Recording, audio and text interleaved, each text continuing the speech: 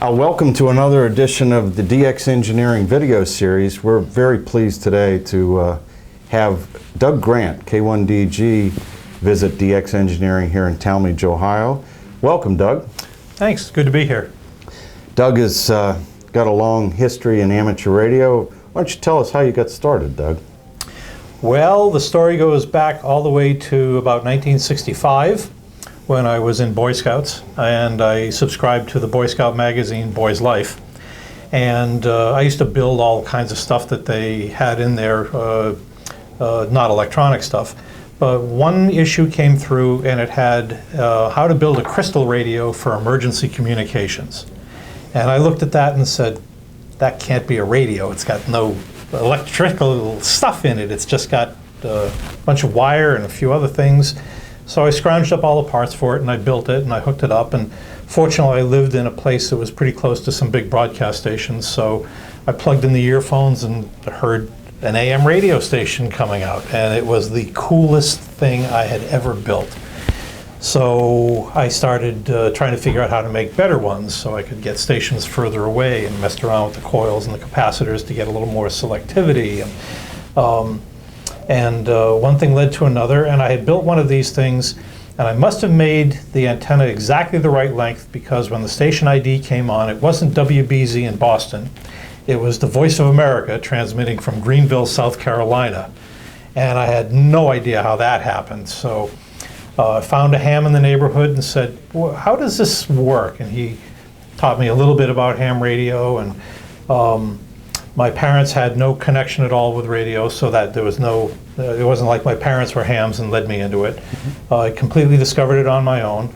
They did have a friend who was a TV repairman, and he let me have all the junk TVs that I wanted, so I had a ready source of capacitors and resistors and tubes, and I started building stuff. And I was mostly listening on shortwave to the shortwave broadcast stations. And one day I tuned in, and there were guys talking to each other in between where the broadcast stations were, just below the 13-meter band in the 15-meter ham band. And listening to these guys talk to each other, I just had to do that. I needed to get into that game.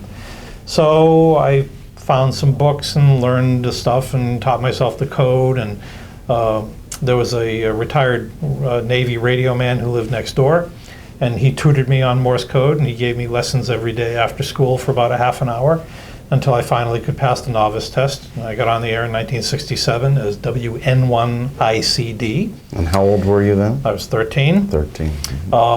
The first 6 months of my one-year non-renewable novice license, I didn't even have a transmitter, so I couldn't get on the air, but I was listening around.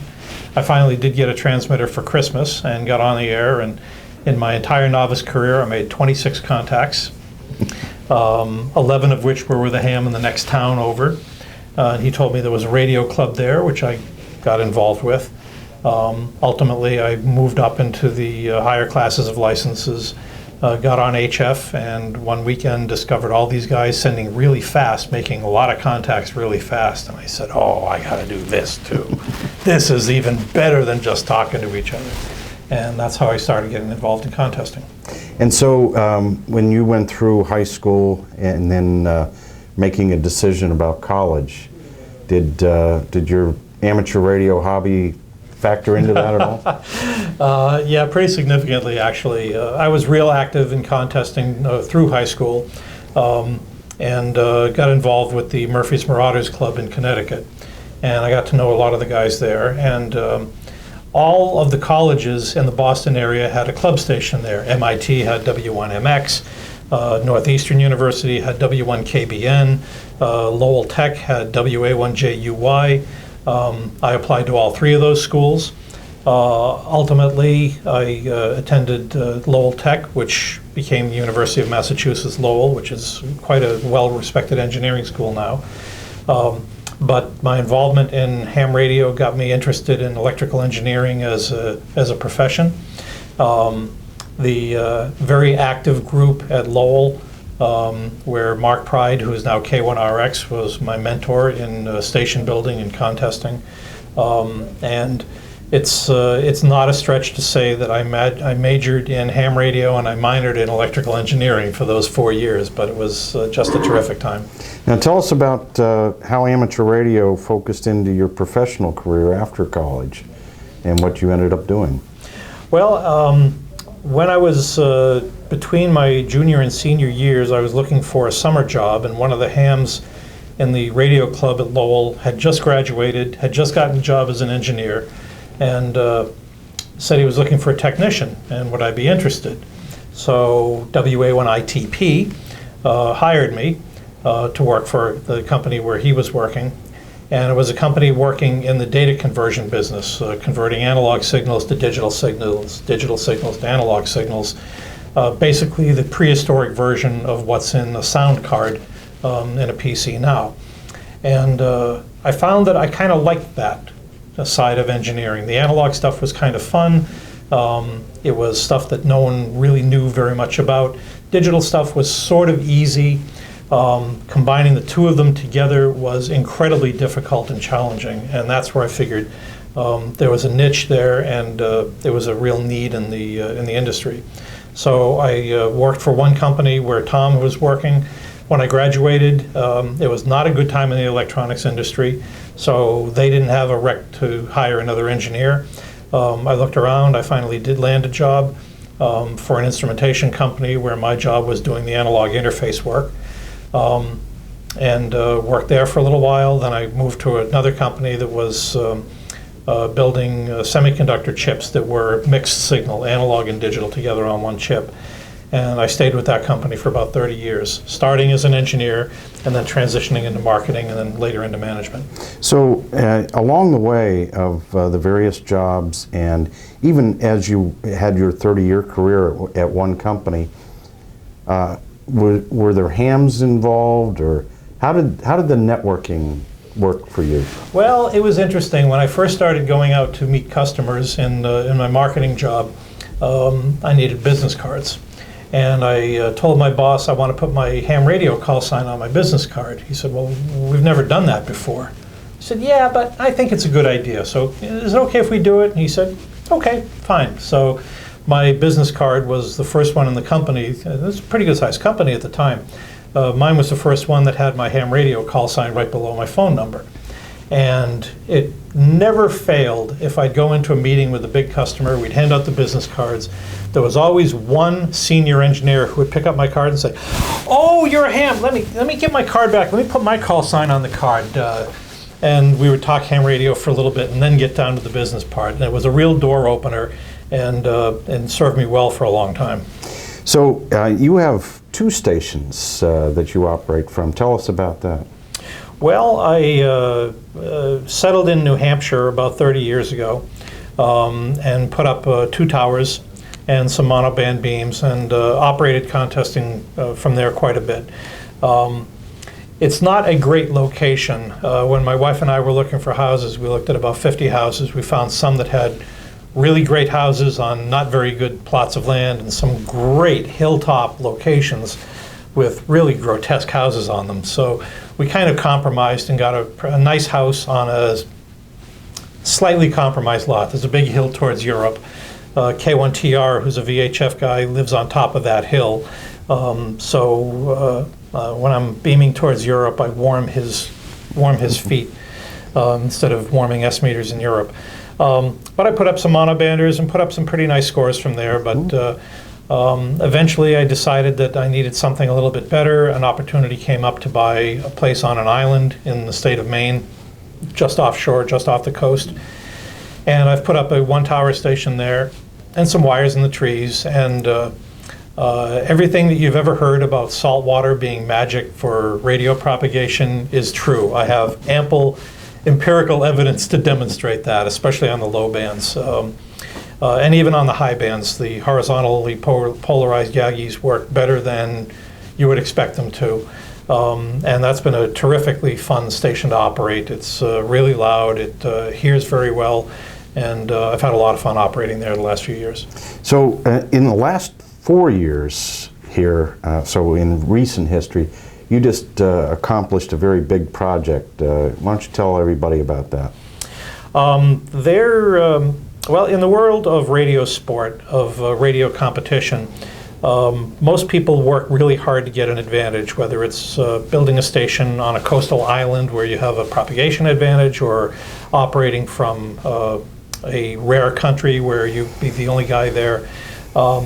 It's always tough to tell who the best operators really are, because there are differences in antennas and propagation and everything else. So back in 1990, a group in Seattle started a thing called the World Radio Sport Team Championship, where they would select 2 operator teams and set them up in the same geography with similar or identical antennas if they could, and all with 100-watt radios. And that program has evolved over the years to become really the Olympics of ham radio. It's held every 4 years. It moves around from one country to another. And in 2010, it was hosted in Russia. And after that, they were looking for the next host location. So we proposed to hold it in New England in 2014. And the sanctioning committee, which is just like the International Olympic Committee and decides who will get the hosting rights, chose us. And for 4 years, we organized a group of volunteers, raised enough money to be able to buy all the antennas and the equipment, and eventually put on the 7th World Radio Sport Team Championship this past July, in July 2014. We had the largest number of teams that's ever been fielded. We had 59 teams. We had over 40 countries represented between the competitors and the referees. And it was just an unbelievable week of high-end ham radio that was just very well received by everybody who attended, and people who didn't go are now regretting that they couldn't make it. So it seems like there's no end to this hobby for you. There's a rumor that just recently you decided to go into the world heart of digital communications on the HF bands. Why don't you tell everybody about that? Well, every year around in the winter time, as I hunker down in New Hampshire to get through the winter, I get sort of interested in how many countries I've got, what my DXCC total is, and how many bands I have DXCC on. Last year I decided that I'd never done anything on 12 meters. We were near the top of the sunspot cycle, and I should probably see how long it takes to make DXCC. So with just 100 watts and no 12-meter antenna, I found out my 40-meter beam loads up pretty well. I wanted to see how fast I could make DXCC, and it took about 3 days without a contest or anything. There are no contests on 12 meters or any of the warp bands. But I managed to, over the course of a month or so, get up to 160 or 170 countries. So that was another box I could check on my DXCC challenge box. But as I was looking at it, I realized that I hadn't done RTTY or any of the digital modes for over 20 years. About 25 years I got interested for a few weeks and made a few hundred contacts and didn't really pay much attention to what I had for countries. So that looked like an interesting challenge. So I dragged out all the cards that I had, which was about 20 countries worth, and said, okay, I need 80 more to get DXCC. I wonder how fast I can do that. So I hooked up the sound card to the radio, downloaded the MMTTY software, and started tuning around to those funny signals that you hear between the CW and phone bands. And then the CQ-WPX RIDI contest was last weekend, and I got on for that, just dialing around looking for new countries, not really calling CQ very much. And the day before yesterday, I worked country number 100 and then 101 and 102. So now I've worked DXCC on RTTY. Then I decided that I hear some of these other signals that I can see on the waterfall display, and I recognized that they're JT65, and I knew that people were doing that on HF. So I downloaded that software, and I looked at it, and I turned it loose on one of the bands, and I saw a guy calling CQ. So there was a button to answer a CQ, so I pushed the button and he came back to me. So now I've worked Brazil on 17-meter JT65. So I don't know if I'm going to get too heavily into the digital modes, but it's a nice place to visit. So even as a 13-year-old novice in the magic of wireless, the glimmer is still in your eye here, all these years. Yeah, it's cool. About 10 years ago, I got interested in 6 meters. We were at the peak of the sunspot cycle. We were getting F-layer propagation to Europe. And that was another one where I said, gee, I wonder how fast I can make DXCC. Well, I didn't make it in the first year, and it took about 7 years and so forth. But it's still a thrill to hear some guy on the other side of the world answer when you call CQ, or if you hear a guy on the other side of the world calling CQ and you say, gee, I wonder if I can get through to this guy. And I know that I've got this little radio on my desk and some antennas outside, and he's sitting on the other side of the world with a little radio on his desk and who knows what for an antenna. And we can talk. We don't need the internet. We're not using the phone. And it's sort of, yeah, I can hear you. Can you hear me? Yeah, I can hear you too. This is cool. It's magic. It's absolutely magic. Well, Doug, thanks very much for stopping by here at DX Engineering today. It's been a real pleasure to catch up through your radio history. And please tune in for another edition of DX Engineering Videos.